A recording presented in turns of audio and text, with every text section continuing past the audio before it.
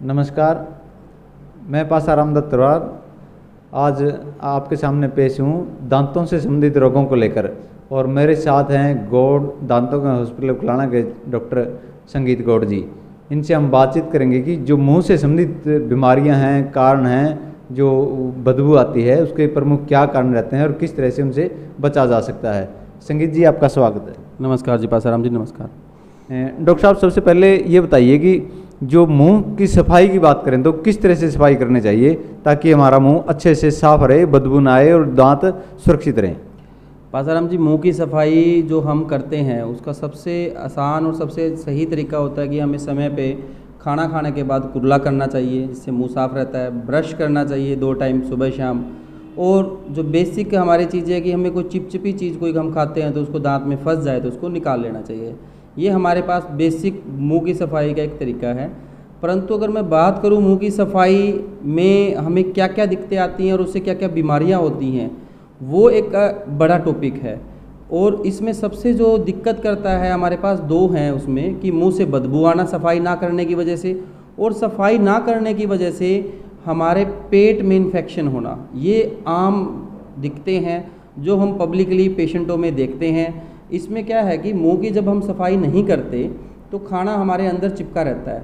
जब हमारे अंदर खाना चिपका रहेगा तो उस समय वो खाना चिपक चिपक के हमारे मसूड़ों में इन्फेक्शन पैदा कर लेता है, बैक्टीरिया उसमें बहुत सारा हो जाता है। आम भाषा में हम उसको पत्थर जमना बोल देते हैं और डॉक्टरी भाषा में उसके हम कैलकुलस बोलते हैं। जब वो कैलकुलस हमारे मुंह के अंदर जमा होता है, एक्चुअल में तो वो गंदगी होती है, खाना, सड़ा हुआ खाना हमारे साथ होता है, उसमें बैक्टीरिया होता है, जिसकी वजह से हमारे मुंह में बदबू आती है। और वो बदबू धीरे धीरे जमने से इतनी ज़्यादा हो जाती है कि हमारे आसपास के बैठने वालों को जब हम बोलते हैं तो हमें बहुत ज़्यादा आती है। हम बार बार ब्रश करते हैं तब भी ज़्यादा आती है। जब वो इन्फेक्शन बढ़ जाता है तो हमारे दांतों में से खून निकलना शुरू हो जाता है, जो कि एक्चुअल में तो मसूड़ों में से खून आता है, लेकिन लगता है कि दांत में से खून आता है। तो लोग उस वजह से ब्रश करना भी छोड़ देते हैं, और जब वो ब्रश करना छोड़ते हैं तो वो बीमारी और ज़्यादा अपना रूप भयंकर धारण कर लेती है, जिसकी वजह से हमारे मसूड़े बिल्कुल अलग हो जाते हैं दांतों से और हमारे दांत हिलना शुरू कर देते हैं। वो अपनी जड़ों से अलग हो जाते हैं, जिसको हम पायरिया की स्टेज बोलते हैं। जो पायरिया बिल्कुल फैल जाता है, उस टाइम लोगों के फिर हमें दांत निकालने पड़ते हैं या हिल के अपने आप निकल जाते हैं। डॉक्टर साहब, इसमें एक बड़ा सवाल ये है कि जैसे सफाई कैसे की जाए फिर इसकी, ताकि इस रोग से बचा जा सके। सर, पायरिया से अगर बचना है तो उसके जब स्टेज वाइज सफाई है, आप किस स्टेज पे आप पायरिया के हो, ये सबसे ज़्यादा इंपॉर्टेंट है। वो आपको डॉक्टर ही बताएगा। स्टार्टिंग से कैसे सफाई की जाए सबसे जो इस बीमारी से बचाई जा सके। सबसे ज़रूरी जो होता है इसमें पासाराम जी, हमारा पहले भी डिस्कशन जिस चीज़ों पे हो चुके थे कि ये चीज़ें आज के दिन युवा पीढ़ी में जो सबसे ज़्यादा हो रहा है, उसका सबसे बड़ा कारण है 70 से 80% हमारे अंदर कुरला ना करना। कोई भी चीज़ हम खाते हैं उसके बाद हमें कुरला कर लेना चाहिए, ताकि वो चीज़ जब हमारे मुंह के अंदर उसकी एक पतली सी लेयर होती है, वो 8 या 10 घंटे में जाके दोबारा चिपकती है। हम ब्रश करते हैं अगले दिन सुबह जाके, सुबह उठने के बाद, तो लगभग हमारे उस टाइम तक 18 से 20 घंटे गुजर जाते हैं, तब तक वो चीज़ चिपक जाती है।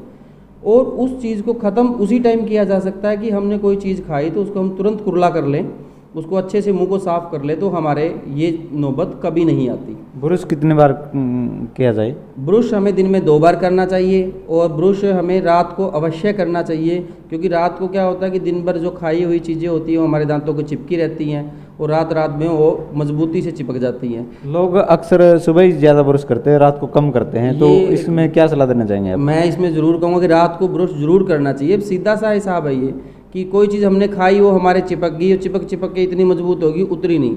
अगर हमने कुरला कर लिया तो उसी टाइम उतर जाएगी, नहीं तो फिर रात को तो 8-10 घंटे होते हैं दिन के, जब तक वो चीज़ खा के गुजरते हैं तो वो उतर जाती है।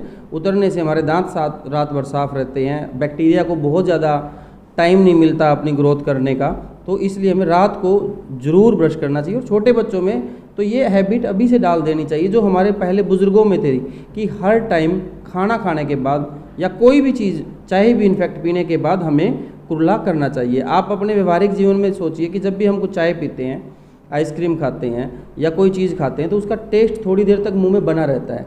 एक्चुअल में वो टेस्ट नहीं बना होता, वो बैक्टीरिया वहाँ पे चिपका होता है मुंह में, वो कहता है कि मैं अंदर नहीं जाऊँगा। उसकी लड़ाई हमारे अच्छे और बुरे बैक्टीरिया की एक दूसरे से होती है मुंह के अंदर, ओरल कैविटी के अंदर।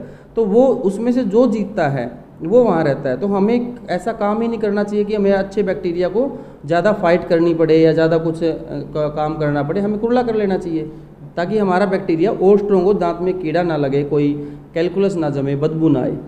डॉक्टर साहब अगला सवाल ये कि जो साथी शुरुआत में सफाई नहीं कर पाए, कुल्ले की आदत नहीं है और ये बीमारी बन चुकी है, मुंह से बदबू आ रही है, पायरे बन चुका है, तो वो डॉक्टर के पास कब पहुँचे? जैसे ही आपको ये लगना शुरू हो कि मेरे मसूड़ों में से खून आ रहा है, आपको डेंटिस्ट को दिखाना चाहिए। जैसे ही आपको कोई महसूस हो हल्का सा कि मुझे गैस से या किसी और वजह से मुंह से बदबू आ रही है, सुबह उठता हूँ तो मुझे ज़्यादा बदबू आती है, तो उस टाइम हमें डॉक्टर को दिखा लेना चाहिए।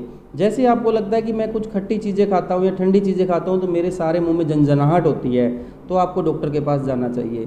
जैसे ही आपको ये लगता है कि यार मैं कुछ खाने के दबाव नहीं ले पा रहे, मेरे मसूड़े दबाव में हल्का सा मुझे प्रेशर कम लग रहा है या गुदगुदापन आ रहा है, तो हमें डॉक्टर को दिखा लेना चाहिए। ये सारी स्टेज है पायरिया की स्टेज है। या कई बार ऐसा होता है कि आपको ठंडा गर्म भी नहीं लगता, आपके मसूड़ों में से खून भी नहीं आता, बदबू भी नहीं आती, परंतु आपके दांत घिसने शुरू हो जाते हैं। आपको लगता है कि मसूड़े मेरे कम हो गए हैं, मेरे दांत मजबूत है बट मसूड़े कम हो गए, मुझे दर्द नहीं हो रहा बट मसूड़े कम हो गए, तो भी डॉक्टर को दिखाना चाहिए। ये भी एक मुंह की बीमारी है, इसका भी एक इलाज किया जा सकता है। डॉक्टर साहब मोटे तौर पे है ना, जो अपने गांव सत्र के लोग हैं उनके दिमाग में ही रहता है कि हम डॉक्टर के पास जाएंगे पायरिया को लेकर, वो सफाई करेंगे और सफाई से कहीं ना कहीं हमारे दांत कमज़ोर होंगे, तो ये क्या सच है झूठ है, क्या है स्थिति में? सर ये दोनों ही स्थिति में एज ए डॉक्टर सच नहीं है।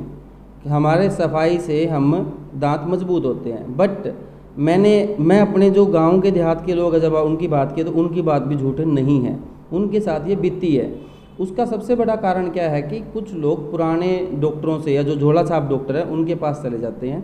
वो लोग जिससे हम दांत काटते हैं उसी से उन दांतों को, उस कैलकुलस को हटा देते हैं, वो उनके दांत को काट देते हैं और वहाँ पे खुरदरापन बच जाता है। और वो फिर उनको ना कुरला करने की सलाह देते, ना मालिश की कोई ट्यूब देते, ना उसके बाद सेकंड कॉल पे बुलाते हैं या उसके फॉलोअप पे बुलाते हैं, जिसकी वजह से जो डंगा उनका निकाला था वो उससे डबल मात्रा में उनके चिपक जाता है। तो वो उस वजह से कहते हैं कि भाई हमने सफाई कराई थी और हमारे और ज़्यादा इन्फेक्शन हो गया। तो ये हमें अच्छे डॉक्टर के पास ही जाना चाहिए, वेल क्वालिफाइड डॉक्टर के पास जाना चाहिए। और जो ये इलाज सबसे ज़रूरी जो इसमें है सर, ये एकदम हमारे दांत खराब नहीं होते, एक दिन में हमारे दांत खराब नहीं होते, वो धीरे धीरे धीरे धीरे करके हमारे ख़राब होते हैं। तो ठीक भी ये धीरे धीरे धीरे करके ही होंगे, एक दिन में ये ठीक भी नहीं होंगे। और ये पासाराम जी सीधी सी बात है, बिल्कुल स्ट्रेट है कि ये बीमारी सफाई की है, सफाई ना करने से बीमारी हुई है और बार बार सफाई करने से बीमारी ठीक होगी। इसमें कोई किंतु परंतु नहीं है। एक बात और है इसमें भी, कुछ लोगों के बीच में मन में भ्रम ये रहता है कि अगर हम सफाई करवाएंगे तो हमें ठंडा गर्म लगेगा, क्या ये वास्तविकता है? हाँ जी, कुछ समय क्या होता है कि हमारी जड़ों के ऊपर वो कैलकुलस जमा होता है, हमारी जो जड़ें हैं उनके ऊपर कैलकुलस जमा होता है। जब हम डॉक्टर के पास जाते हैं तो दो तरह की सफाई करते हैं, सब जिंजाइवल, सुप्रा जिंजाइवल। कुछ होती है मसूड़े के नीचे वाली सफाई, कुछ होती है जो डीप क्लींजिंग होती है जिससे हमारा मसूड़ा मजबूत होए, कुछ होती है दांत के ऊपर वाली जिससे बैक्टीरिया कम हो, चिपकना कम हो और हमें दिखे अच्छे। तो वो दोनों सफाइयों के बाद जब जड़ से सफाई हटाते हैं थोड़े दिन के लिए, 1-2 दिन के लिए ठंडा गर्म लगता है। उसमें 1-2 दिन में अगर मालिश अच्छी कर लें, ट्यूब थोड़ा कर लें या थोड़ा परहेज़ कर लें उस टाइम पे, तो ठंडा गर्म 3-4 दिन में बंद हो जाता है। और ऐसा करना अनिवार्य है क्योंकि थोड़ा सा परहेज़ ही हमें इस बीमारी से बचा सकता है। बद परहेज़ी ने ही बीमारी दी और परहेज़ ही इसको बचा सकता है। आपने इतनी अहम जानकारी दी हमारे दर्शकों को, इसके लिए डॉक्टर साहब आपका बहुत बहुत धन्यवाद। मैं बेबाक हरियाणा के सभी दर्शकों का बहुत बहुत तहे दिल से धन्यवाद करता हूं और पासाराम जी की जो नई नई अपडेट्स हैं उन सबको लाइक एंड शेयर करने के लिए आप सबसे प्रार्थना करता हूं। धन्यवाद।